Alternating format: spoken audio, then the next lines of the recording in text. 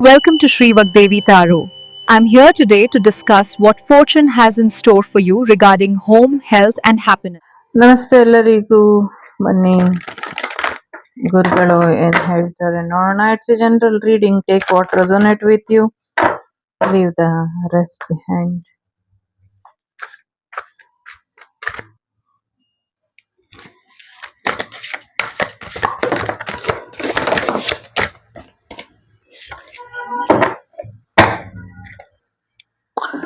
ಮೂರ್ಖರನ್ನ ನಂಬಿ ಮೂರ್ಖರಾಗಬೇಡಿ, ಮೋಸ ಹೋಗ್ಬೇಡಿ ಅನ್ನುವಂಥದ್ದು ಇದೆ. ನಿಜವಾದ ಗುರುಗಳಷ್ಟೇ ನಿಮ್ಮ ಜೀವನದಲ್ಲಿ ಬದಲಾವಣೆನ ತರ್ಲಿಕ್ಕೆ ಸಾಧ್ಯ ಆಗೋದು. ಸೊ ನಿಮ್ಮ ಮೈಂಡ್ ನಿಮ್ಮ ಕಂಟ್ರೋಲ್ ಅಲ್ಲಿ ಇರ್ಲಿ ಅನ್ನುವಂಥದ್ದು ಇದೆ. ನಾಮ ಜಪಾನ ಮಾಡಿ ಇದರಿಂದ ಸಾಕಷ್ಟು ಬದಲಾವಣೆನ ನೋಡ್ತೀರಾ ಅನ್ನುವಂಥದ್ದು ಕೂಡ ಇದೆ. ಸೊ ಬಿ ಕಂಟೆಂಟ್ ಅಂತ ಇದೆ. ಸೊ ನಿಮ್ಮನ್ನ ನೀವು ಯಾವಾಗ್ಲೂ ಯೂಸ್ಫುಲ್ ಆಗಿ ಇಟ್ಕೊಳ್ಳಿ. ನಿಮ್ಮ ಉಪಯೋಗ ನಿಮ್ಗೆ ಚೆನ್ನಾಗಿರೋ ಹಾಗೆ ನೋಡ್ಕೊಳ್ಳಿ. ನಿಮ್ಮನ್ನ ನೀವು ನಗ್ತಾ ಇರೋ ಹಾಗೆ ನೋಡ್ಕೊಳ್ಳಿ ಅನ್ನುವಂಥದ್ದು ಇದೆ. ನಿಮ್ಮನ್ನ ನೀವು ನಗ್ತಾ ಇರೋ ಹಾಗೆ ನೋಡ್ಕೊಂಡ್ರೆ ನಿಮ್ಮನ್ನ ನೋಡಿ ನೀವು ನಗ್ತಿದ್ದೀರಾ ಅಂತ ಎಷ್ಟ್ ಜನ ಹೊಟ್ಟೆ ಹೊಡ್ಕೊಳ್ತಾರೋ ಅದು ಬೇರೆ ವಿಚಾರ. ಇನ್ನೊಂದಷ್ಟು ಜನ ನಿಮ್ಮನ್ನ ನೋಡಿ ನೀವು ನಗ್ತಿದ್ದೀರಾ ಅನ್ನುವಂಥ ಕಾರಣಕ್ಕೆ ನಗ್ತಾ ಇರುವಂತ ಪ್ರಯತ್ನನ ಪಡ್ತಾರೆ. ಹಾಗಾಗಿ ನೀವು ನಗ್ತಾ ಇರಿ, ನಿಮ್ ಜೊತೆ ಇರೋರ್ನು ನಗಿಸ್ತಾ ಇರಿ. ಸೊ ಸಾಕಷ್ಟು ಜನರ ಜೀವನದಲ್ಲಿ ಬೆಳಕಾಗಿ ಇರಿ ಅನ್ನುವಂಥದ್ದು ಇದೆ. ಸೊ ಬೇರೆಯವ್ರಿಗೋಸ್ಕರ ಬೇರೆಯವ್ರ ತರ ನೀವು ಬದಲಾಗಬೇಡಿ, ನೀವು ನೀವಾಗಿರಿ ಅನ್ನುವಂಥದ್ದು ಕೂಡ ಇದೆ. ನಿಮ್ಮ ಮನೆಯಲ್ಲಿ ಸಾಕಷ್ಟು ಕತ್ತಲೆ ತುಂಬಿದೆ, ಸಾಕಷ್ಟು ಗೊಂದಲಗಳು ಇದೆ, ಸಾಕಷ್ಟು ನೆಗೆಟಿವ್ ಎನರ್ಜೀಸ್ ಇದೆ. ಅದು ಸರಿ ಹೋಗೋ ಹಾಗೆ ಮಾಡ್ಕೊಳ್ಳಿ ಅನ್ನುವಂಥದ್ದು ಇದೆ.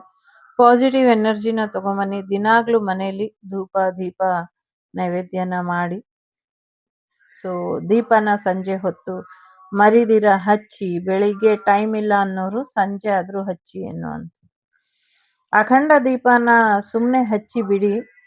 ದೊಡ್ಡ ದೊಡ್ಡ ಸಂಕಲ್ಪ ಮಾಡಕ್ ಹೋಗ್ಬೇಡಿ. ಸುಮ್ನೆ ಮನೇಲಿ ಒಂದ್ ದೀಪ ಉರಿತಿದೆ ಅನ್ನೋ ಕಾರಣಕ್ಕೆ ದೀಪ ಹಚ್ಚತಿದ್ದೀನಿ ಅಂತ ಅನ್ಕೊಂಡ್ ಹಚ್ಚಿ. ಇಡೀ ನೈಟ್ ಮನೇಲಿ ಆರ್ದಿರೋ ಹಾಗೆ ದೀಪ ಉರಿಯೋ ಹಾಗೆ ನೋಡ್ಕೊಳ್ಳಿ. ಇದರಿಂದ ಸಾಕಷ್ಟು ಪಾಸಿಟಿವ್ ಎನರ್ಜಿ ನಿಮ್ ಮನೆಗೆ ಬರುತ್ತೆ. ನಿಮ್ ಮನೆಯಲ್ಲಿ ಇರುವಂತ ನೆಗೆಟಿವ್ ಎನರ್ಜಿನ, ಎಸ್ಪೆಷಲಿ ಮೇನ್ ಡೋರ್ ಅಲ್ಲಿ, ಮೇನ್ ಕಿಟಕಿಲಿ ಇರುವಂತ ನೆಗೆಟಿವ್ ಎನರ್ಜೀಸ್ನ ದೂರ ಮಾಡ್ಕೊಳ್ಳಿ ಅನ್ನುವಂಥದ್ದು ಕೂಡ ಇದೆ. ಧ್ಯಾನ ಮಾಡಿ, ಧ್ಯಾನದ ಮುಖೇನ ಸಾಕಷ್ಟು ಬದಲಾವಣೆಗಳು ನಿಮ್ಮ ಜೀವನಕ್ಕೆ ಬರುತ್ತೆ ಅನ್ನುವಂಥದ್ದು ಇದೆ.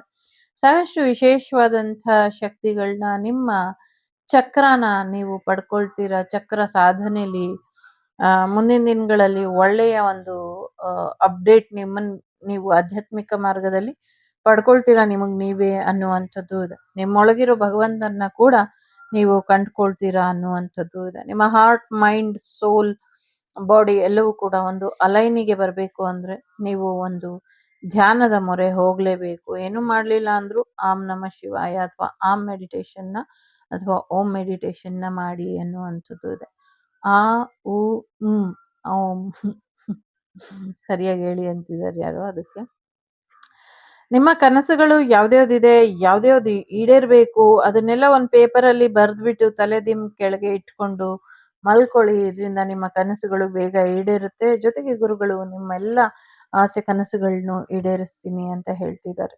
ಎಲ್ಲದಕ್ಕೂ ಒಂದು ಕಾರಣ ಇದೆ, ಯುದ್ಧಕ್ಕೂ ಒಂದು ಕಾರಣ ಸಿಗುತ್ತೆ. ಸೊ ಹಾಗಾಗಿ ಯುದ್ಧ ನಡೆಸ್ತಾನೆ ಇರ್ತಾರೆ. ಮೆಂಟಲಿ ಅವರು ಸಮಾಧಾನ ಆಗಿಲ್ಲ, ಹಾಗಾಗಿ ಮಾನಸಿಕವಾಗಿ ಅವರಿಗೆ ತೃಪ್ತಿ ಸಮಾಧಾನ ಸಿಗೋವರೆಗೂ ಯುದ್ಧ ಮಾಡ್ತಾನೆ ಇರ್ತಾರೆ ಅನ್ನುವಂಥದ್ದು ಇದೆ. ಮುಂದಿನ ದಿನಗಳಲ್ಲಿ ಯುದ್ಧದ ತೀವ್ರತೆ ಹೆಚ್ಚಾಗತ್ತೆ ಅನ್ನುವಂಥದ್ದು ಇದೆ. ರಾತ್ರಿ ಯುದ್ಧನ ಬಹಳಷ್ಟು ದೇಶಗಳು ಒತ್ತಡ ಮಾಡಿ ಯುದ್ಧ ನಿಲ್ಸು ಅಂತ ಹೇಳ್ತಾರೆ ಅನ್ನುವಂಥ ಕಾರಣಕ್ಕೆ ರಾತ್ರೋರಾತ್ರಿ ಅವರಿಗೆ ಮನ್ಸೋ ಇಚ್ಛೆ ಅವರು ಬ್ಲಾಸ್ಟ್ ಮಾಡ್ತಾರೆ ಅನ್ನುವಂಥದ್ದು ಇದೆ. ಉಗ್ರವಾಗಿ ಸೇನಾ ನೆಲೆಗಳನ್ನೇ ಅವರು ಟಾರ್ಗೆಟ್ ಮಾಡ್ತಾರೆ ಅನ್ನುವಂಥದ್ದು ಇದೆ. ಯಾಕೆಂದ್ರೆ ಆರ್ಮಿ ಫೋರ್ಸ್ ಇದ್ರೇನೆ ಇದು ಭಾರತದ ವಿಚಾರವಾಗೂ ಇದೆ. ಭಾರತದ ಮೇಲೂ ಯುದ್ಧ ಸಾರೋದಕ್ಕೆ ರೆಡಿ ಆಗಿದ್ದಾರೆ. ಸೊ ಯಾರು ಎಕ್ಸ್ಪೆಕ್ಟೇ ಮಾಡಿರೋದಿಲ್ಲ. ನಮ್ ಪಾಡಿಗೆ ನಾವಿದ್ರೂನು ಇರಕ್ ಬಿಡಲ್ಲ ಅಂತಾರಲ್ಲ, ಹಂಗೆ ಸುಮ್ನೆ ಇದ್ರೂನು ನಮ್ಮ ದೇಶದ ಮೇಲೇನೆ ಹಾಕ್ಲಿಕ್ಕೆ ಬಾಂಬ್ಸ್ ಅಥವಾ ಬೇರೆ ಬೇರೆ ವಿಚಾರಗಳು ಹೇಳಾಗಿಲ್ಲ, ಹಾಕೋದಕ್ಕೆ ಪ್ರಯತ್ನಗಳನ್ನ ಪಡ್ತಿದ್ದಾರೆ. ಯಾರಿಗಾದ್ರೂ ಇದು ತಪ್ಪು ಮಾಹಿತಿ ಅಂತ ಅನ್ಸಿದ್ರೆ ಸೊ ದಯವಿಟ್ಟು ನೋಡ್ಬೇಡಿ. ನಂಗೆ ಇಲ್ಲಿ ಬರೋದು ಹೇಳ್ತೀನಿ. ಓಕೆ, ಅದು ನಿಮ್ಮ ಇಷ್ಟ. ಸೊ ಅವರು ಸಮಸ್ಯೆನ ಮಾಡೋದಕ್ಕೆ, ಎಸ್ಪೆಷಲಿ ಸೈನ್ಯ ಇದ್ರೆ ತಾನೇ ದೇಶದ ರಕ್ಷಣೆ. ಸೊ ಸೈನ್ಯ ಸೇನೆ ನೆಲೆಗಳನ್ನೇ ಟಾರ್ಗೆಟ್ ಮಾಡಿರೋದು ಅದೇ ಕಾರಣಕ್ಕೆ ಅನ್ನುವಂಥದ್ದು ಇದೆ. ಅಹಂಕಾರದಿಂದ ಅಡ್ಡದಾರಿಲಿ ಹೋಗೋದಕ್ಕೆ ಪ್ರಯತ್ನನ ಪಟ್ಟು ಇದೆಲ್ಲ ಸಮಸ್ಯೆಗಳಾಗ್ತಾ ಇದೆ. ಅವರವರ ಈಗೋ ಇಂದ ಅವರು ಒಂದು ತಮ್ಮ ಸಾಮರ್ಥ್ಯನ ತೋರಿಸ್ಕೊಳ್ಳೋದಕ್ಕೆ ಹೆಚ್ಚು ಪ್ರಯತ್ನನ ಪಡ್ತಿದ್ದಾರೆ ಅನ್ನುವಂಥದ್ದು ಇದೆ. ಜೊತೆಗೆ ಎಲ್ಲಕ್ಕಿಂತ ಮುಖ್ಯವಾಗಿ ಒಂದಷ್ಟು ಒಳ್ಳೆಯ ವಿಚಾರಗಳಿಗೆ ನಿಮ್ಮ ಆಧ್ಯಾತ್ಮಿಕ ಮಾರ್ಗದಲ್ಲಿ ನಿಮ್ಮ ಅಹಂಕಾರ ಅಡ್ಡಿ ಬರ್ದಿರೋ ಹಾಗೆ ನೋಡ್ಕೊಳ್ಳಿ ಅನ್ನುವಂಥದ್ದು ಇದೆ. ತುಂಬಾ ಹತ್ತಿರದಲ್ಲಿ ಇದ್ದೀರಾ ಯಶಸ್ಸಿಗೆ. ಒಂದೇ ಒಂದು ಸಣ್ಣ ಟಾಸ್ಕ್ ಅನ್ನುವಂಥ ರೀತಿಯಲ್ಲಿ ಅದನ್ನ ಫಿನಿಶ್ ಮಾಡ್ಕೊಳ್ಳಿ. ಮುಂದೆ ನಿಮ್ಮ ಗುರಿ, ಗುರು ಎಲ್ಲವೂ ಕೂಡ ಸಿಗುತ್ತೆ ಅನ್ನುವಂಥದ್ದು ಇದೆ. ಯಾರಿಗೋ ಇಲ್ಲಿ ಗೋವಿನ ಸೇವೆ ಮಾಡಿ, ಖಂಡಿತವಾಗ್ಲೂ ಒಳ್ಳೇದಾಗತ್ತೆ ಅನ್ನುವಂಥದ್ದು ಇದೆ. ಗುರುಗಳ ಅಪಾರವಾದಂತಹ ಆಶೀರ್ವಾದ ನಿಮ್ಮ ಮೇಲೆ ಇದೆ. ಯಾವ ಗುರುನ ನಂಬ್ತಿರೋ ಆ ಗುರು, ಬಾಬಾ ಇರ್ಲಿ, ದತ್ತಾತ್ರೇಯರಿರ್ಲಿ, ರಾಘವೇಂದ್ರ ಸ್ವಾಮಿಗಳಿರ್ಲಿ, ಬೇರೆ ಗುರುಗಳಾಗಿರ್ಲಿ ಸಾರಿ ಯಾರೇ ಗುರುಗಳಿದ್ರು ಅವರ ಪರಿಪೂರ್ಣವಾದಂತಹ ಆಶೀರ್ವಾದ ನಿಮ್ಮ ಮೇಲೆ ಇದೆ. ಅದನ್ನ ಹೆಚ್ಚು ಹೆಚ್ಚು ಬಳಸ್ಕೊಳ್ಳಿ ಅನ್ನುವಂಥದ್ದು ಇದೆ. ಸೊ ನೀವು ಬಳಸ್ಕೊಳ್ಳಿಲ್ಲ ಅಂದ್ರೆ, ನಿಮ್ಮ ಉಪಯೋಗಕ್ಕೆ ಅದು ಬರ್ಲಿಲ್ಲ ಅಂದ್ರೆ ಎಲ್ಲವೂ ಕೂಡ ವ್ಯರ್ಥ ಆಗತ್ತೆ. ವ್ಯರ್ಥ ಆಗ್ಲಿಕ್ಕೆ ಬಿಡಬೇಡಿ ಅನ್ನುವಂಥದ್ದು ಇದೆ. ಸೊ ಸಾವಿನಿಂದ ಬದುಕಿನೆಡೆಗೆ ನಿಮ್ಮ ಜೀವನನ ಕರ್ಕೊಂಡ್ಬರೋದಕ್ಕೆ ಗುರುಗಳಿಗೆ ಸಾಧ್ಯ ಇದೆ.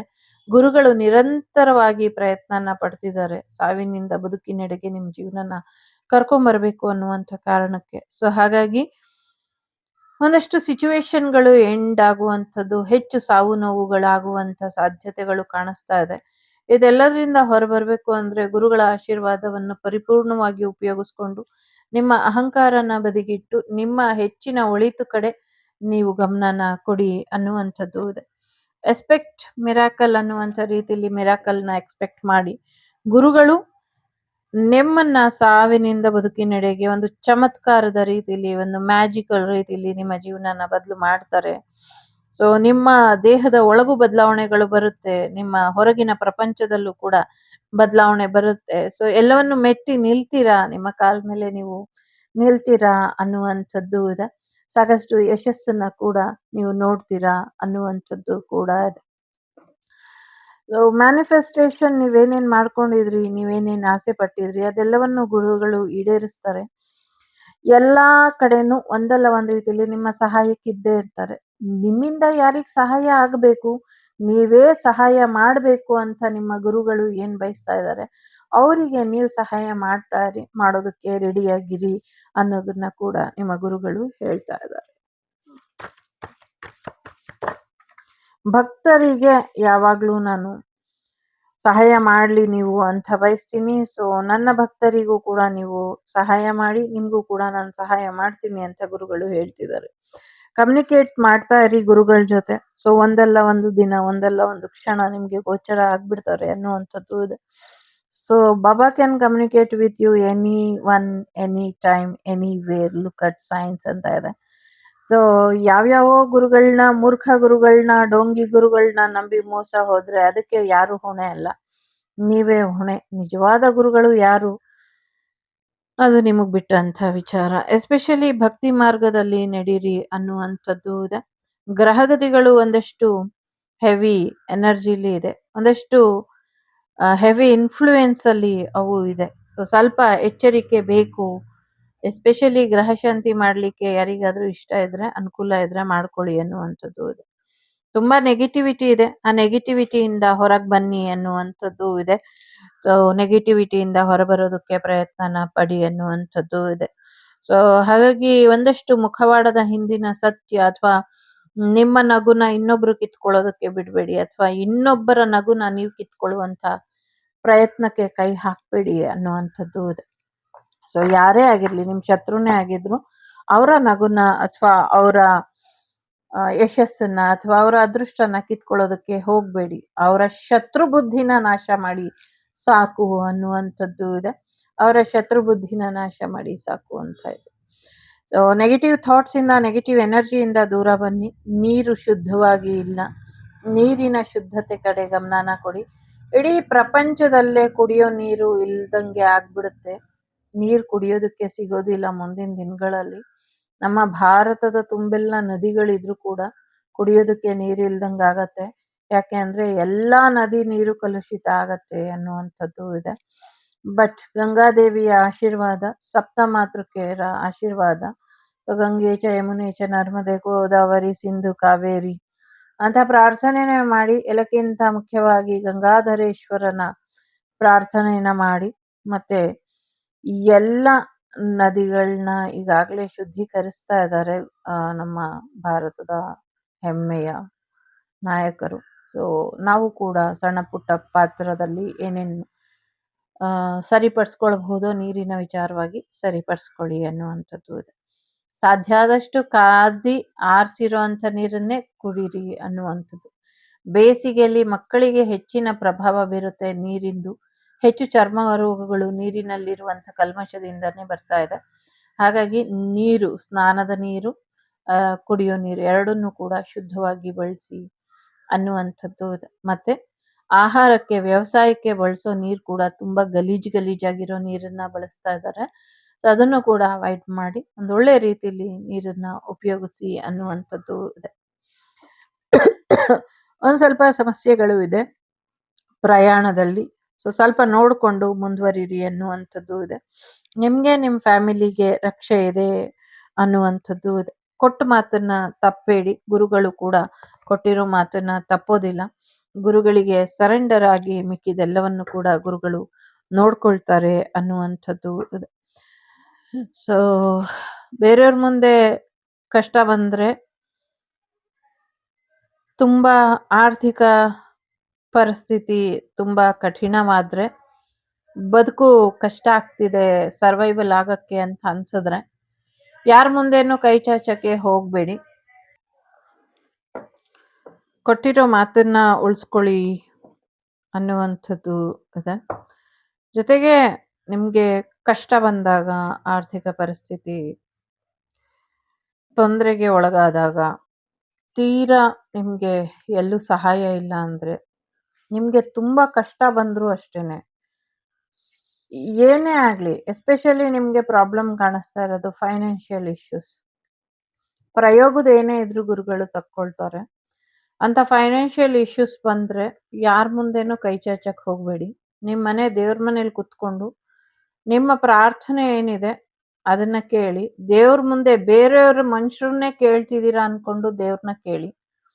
ದೇವ್ರೇ ನಿಮ್ಗೆ ಸಹಾಯ ಮಾಡ್ತಾರೆ. ಏನು ಮಳೆ ತರಿಸ್ತಾರ, ಚೂವಂತರ್ ಮಾಡ್ತಾರ ಅಂತ ಯಾರೋ ಅಂತಿದ್ದಾರೆ. ಏನ್ ಮಾಡ್ತಾರೋ ಯಾರು ಗೊತ್ತು. ನಿಮ್ ಮುಖಾಂತರನೇ ಅವ್ರಿಗೆ ಸಹಾಯ ಮಾಡಿಸ್ಬಹುದು, ಹೇಳಕ್ಕಾಗಲ್ಲ ಅಲ್ವಾ? ಸೊ ಹಾಗಾಗಿ ಯಾರ ಮುಂದೆ ಆದ್ರೂ ಕೈ ಚಾಚಬೇಕು ಅಂತಿದ್ರೆ ಅದು ನಿಮ್ಮ ದೇವರ ಮುಂದೆ ಅಥವಾ ನಿಮ್ಮ ಗುರುಗಳ ಮುಂದೆ ಕೈ ಚಾಚಿ. ಯಾರ ಮುಂದೆ ಆದ್ರೂ ಶರಣಾಗಬೇಕು ಅಂತಿದ್ರೆ ಅದು ನಿಮ್ಮ ಗುರುಗಳ ಮುಂದೆ ಅಥವಾ ನಿಮ್ಮ ದೈವದ ಮುಂದೆ ಶರಣಾಗಿ. ಅನ್ಯಥಾ ಶರಣಂ ನಾಸ್ತಿ ಅಂತ ಶರಣಾಗ್ಬಿಡಿ. ಮನಸಾ ಸ್ಮರಾಮಿ ಶಿರಸ ನಮಾಮಿ ಅಂತ. ಬೇರೆ ಯಾರ ಮುಂದೇನು ಸೋಲ್ಬೇಡಿ, ಕೈ ಚಾಚಬೇಡಿ, ಶರಣಾಗತಿನ ಬಯಸ್ಬೇಡಿ. ಓಕೆ, ನಿಮ್ಮೆಲ್ಲ ಸಮಸ್ಯೆಗಳಿಗೂ ಪರಿಹಾರ ನಿಮ್ ಕೈಲಿ ಕೊಟ್ಟಿದ್ದಾರೆ. ಭಕ್ತಿಯಿಂದ, ಶ್ರದ್ಧೆಯಿಂದ ಆ ಸಮಸ್ಯೆಗೆ ಪರಿಹಾರನ ನಿಮ್ಮದಾಗಿಸ್ಕೊಳ್ಳಿ ಅನ್ನುವಂಥದ್ದು. ನಿಮ್ಮದಾಗಿಸ್ಕೊಳ್ಳಿ. ನಿಮ್ಮ ಪರಿಹಾರ ನಿಮ್ಮ ಕೈಲಿ ಭಗವಂತ, ಗುರುಗಳು ಎಲ್ರು ಕೊಟ್ಟಿದ್ದಾರೆ. ನಿಮ್ಮೆಲ್ಲ ಆಸೆಗಳು ಈಡೇರುತ್ತೆ. ಎಂಥದ್ದೇ ಯುದ್ಧ ಇದ್ರು, ಏನೇ ಸಮಸ್ಯೆ ಇದ್ರು ಭಯ ಬೇಡ ಅನ್ನುವಂಥದ್ದು ಇದೆ. ಮೊದಲನೇದು, ಎರಡನೇದು, ಮೂರನೇದು. ಸೊ ಗುರುಗಳ ಆಶೀರ್ವಾದ ಇದೆ. ಮೊದಲನೇದು ಯಾರು ಆಯ್ಕೆ ಮಾಡಿದೀರಾ, ಸೊ ಹಾರ್ಡ್ ವರ್ಕ್, ಹೀಗೆ ಶ್ರಮ ವಹಿಸಿ ಕೆಲಸ ಮಾಡ್ತಾ ಇರಿ. ಖಂಡಿತವಾಗ್ಲೂ ನಿಮ್ಮ ಶ್ರಮಕ್ಕೆ ತಕ್ಕ ಫಲ ಸಿಗುತ್ತೆ ಅನ್ನುವಂಥದ್ದು ಇದೆ. ರೈತ ವರ್ಗದವರು ವ್ಯವಸಾಯನ ನಿಲ್ಲಿಸ್ಬೇಡಿ, ಮಾಡ್ತಾ ಇರಿ. ಮುಂದಿನ ದಿನಗಳಲ್ಲಿ ನಿಮ್ಗೆ ಒಳ್ಳೇದಾಗತ್ತೆ ಅನ್ನುವಂಥದ್ದು ಇದೆ. ಎರಡನೇದು, ಕಾರ್ಮಿಕ್ ಕನೆಕ್ಷನ್ ಇಂದ ಹೊರಗೆ ಬನ್ನಿ ಅನ್ನುವಂಥದ್ದು ಇದೆ. ಸೊ ನಿಮ್ಮ ಶತ್ರುಗಳೆಲ್ಲ ಒಂದಾಗಿದ್ದಾರೆ, ಒಂದಾಗಿ ನಿಮ್ಮನ್ನ ಇಲ್ಲ ಅನ್ಸುವಂತ ಪ್ರಯತ್ನ. ಸೊ ಅಭಿಮನ್ಯು ಕೂಡ ಎಷ್ಟೇ ವಿದ್ಯೆ ಇದ್ರೂ ಉಳಿಸ್ಕೊಳ್ಳೋದಕ್ಕಾಗ್ಲಿಲ್ಲ. ಹಾಗೇನೆ ನೀವು ಎಷ್ಟೇ ಬುದ್ಧಿವಂತರಾಗಿದ್ರು ಇದರಿಂದ ಹೊರಬರೋದಕ್ಕೆ ಕಷ್ಟ ಆಗಬಹುದು. ಗುರುಗಳ ಮಾರ್ಗದರ್ಶನನ ಪಡ್ಕೊಂಡು ಮುಂದುವರಿರಿ ಅನ್ನುವಂಥದ್ದು ಇದೆ. ನಿಮ್ಮ ಗುರುಗಳು ಮಾತ್ರ ನಿಮ್ಗೆ ಇದರಿಂದ ಹೊರಗೆ ತರೋದಕ್ಕೆ ಸಾಧ್ಯ ಆಗತ್ತೆ. ಸೊ ನಿಮ್ಮ ಗುರುಗಳು ಮಾತ್ರ ನಿಮ್ಮನ್ನ ಈ ಥರ್ಡ್ ಪಾರ್ಟಿ ಸಿಚುವೇಶನ್, ಈ ಕಾರ್ಮಿಕ್ ಕನೆಕ್ಷನ್ ಇಂದ ಕಾಪಾಡೋದಕ್ಕಾಗೋದು. ಅವರಿಂದ, ಗುರುಗಳಿಂದ ಮಾರ್ಗದರ್ಶನನ ಪಡ್ಕೊಳ್ಳಿ. ಸೊ ಖಂಡಿತವಾಗ್ಲೂ ಭಕ್ತಿ ಮಾರ್ಗದಲ್ಲಿ ನಡೀರಿ. ನಿಮ್ಗೆ, ನಿಮ್ಮ ಫ್ಯಾಮಿಲಿಗೆ ರಕ್ಷಣೆ ಇದೆ. ಗುರುಗಳ ರಕ್ಷಣೆಯ ಕೆಳಗೆ ನೀವು ನಿಮ್ಮ ಪ್ರೀತಿ ಪಾತ್ರರು ಇದ್ದೀರಾ ಅನ್ನುವಂಥದ್ದು ಇದೆ. ಸೊ ನಿಮ್ಮ ಫೆಮಿನೈನ್ ಮಸ್ಕ್ಯುಲಿನ್ ಎನರ್ಜಿನ ಕೂಡ ಚೆನ್ನಾಗಿಟ್ಕೊಳ್ಳಿ ಅನ್ನುವಂಥದ್ದು ಇದೆ. ಹ್ಯಾಪಿ ಮ್ಯಾರಿಡ್ ಲೈಫ್ ಬರ್ತಾ ಇದೆ. ಸೊ ಧೈರ್ಯವಾಗಿ ಮದುವೆ ಆಗಿ ಖಂಡಿತವಾಗ್ಲೂ ಒಳ್ಳೆ ಜೀವನ ನಿಮ್ದಾಗತ್ತೆ ಅನ್ನುವಂಥದ್ದು ಇದೆ. ಜೊತೆಗೆ ಸ್ಪಿರಿಚುವಲ್ ಪಾತಲ್ಲಿ ನಡೀರಿ, ಆಧ್ಯಾತ್ಮಿಕ ಮಾರ್ಗದಲ್ಲಿ. ಆಗ್ಲೇ ಹೇಳ್ದಂಗೆ ಸ್ಟಾರ್ಟಿಂಗ್ ಅಲ್ಲಿ ಇನ್ನೊಂದ್ ಸ್ವಲ್ಪ ಹೆಜ್ಜೆ ಇದೆ. ಅದನ್ನ ನೀವು ದಾಟಿದ್ರೆ ಆಧ್ಯಾತ್ಮಿಕ ಮಾರ್ಗದಲ್ಲಿ ಖಂಡಿತವಾಗ್ಲೂ ಯಶಸ್ಸನ್ನ ನೋಡ್ತೀರಾ. ಇದಿಷ್ಟು ನಿಮ್ಗೆ ಬಂದಂತ ಮಾಹಿತಿ ಇಷ್ಟ ಆಯ್ತು ಅಂತ ಅನ್ಕೊಳ್ತೀನಿ. ನಾನು ನಿಮ್ಮ ಅಭಿಮಾನಿ ಕಮಲಾಕ್ಷಿ. ಸಿಗ್ತೀನಿ ಮುಂದಿನ ವಿಡಿಯೋಲಿ. ಅಲ್ಲಿವರೆಗೂ ಗುರು ಬ್ರಹ್ಮ, ಗುರು ವಿಷ್ಣು, ಗುರುದೇವೋ ಮಹೇಶ್ವರ, ಗುರು ಸಾಕ್ಷಾತ್ ಪರಬ್ರಹ್ಮ, ತಸ್ಮೈ ಶ್ರೀ ಗುರುವೇ ನಮಃ. ಸೊ ಅಸತೋಮ ಸದ್ಗಮಯ, ತಮಸೋಮ ಜ್ಯೋತಿರ್ಗಮಯ, ಮೃತ್ಯೋರ್ಮ ಅಮೃತಂಗಮಯ. ಎಲ್ರಿಗೂ ಒಳ್ಳೇದಾಗ್ಲಿ. ಅನುಕೂಲ ಇರೋರು ಜಗತ್ತಿಗೆ ಒಳ್ಳೇದಾಗ್ಲಿ ಅಂತ ಹೋಮ ಹವನನ ಮಾಡ್ಕೊಳ್ಳಿ. ಇದರಿಂದ ಒಳ್ಳೇದಾಗತ್ತೆ. ಸೊ ಎಲ್ರಿಗೂ ಒಳ್ಳೇದಾಗ್ಲಿ. ಧರ್ಮೋ ರಕ್ಷತಿ ರಕ್ಷಿತಃ. ಎಲ್ಲರಿಗೂ ಒಳ್ಳೇದಾಗ್ಲಿ. ಲೋಕ ಸಮಸ್ತ ಸುಖಿನೋ ಭವಂತು. ಸಮಸ್ತ ಸನ್ಮಂಗಳಾನಿ ಭವಂತು. ಧರ್ಮೋ ರಕ್ಷತಿ ರಕ್ಷಿತಃ. ಎಲ್ಲರಿಗೂ ಒಳ್ಳೇದಾಗ್ಲಿ. The Shrivak Devi Tarot channel is so glad to see you again. Thank you for watching our tarot card readings today.